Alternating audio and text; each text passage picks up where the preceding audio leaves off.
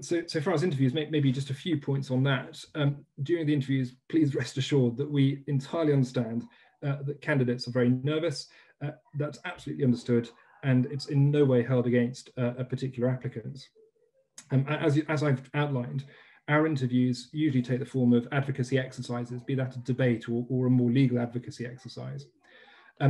Read the question. It's very important that you read the question carefully, several times, and prepare your answers as best you can.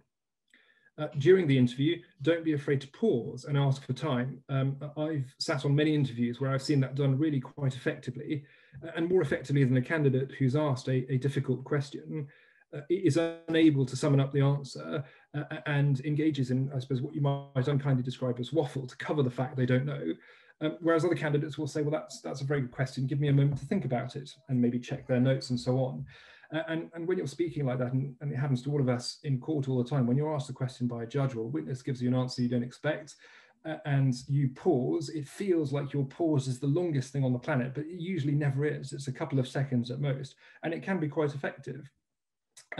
Last tip on interviews from me is do always read the cues from the panel.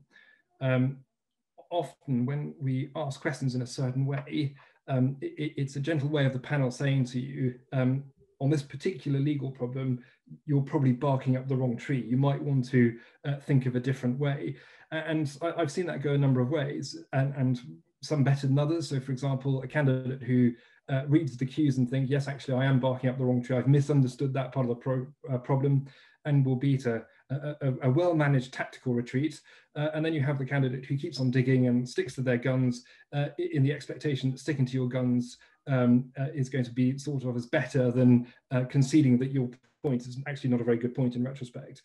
It happens to all of us in court that sometimes we make a point which isn't very good, and the judge jumps down on us and says X, Y, Z, and then it's better to tactically retreat than necessarily flogging a dead horse.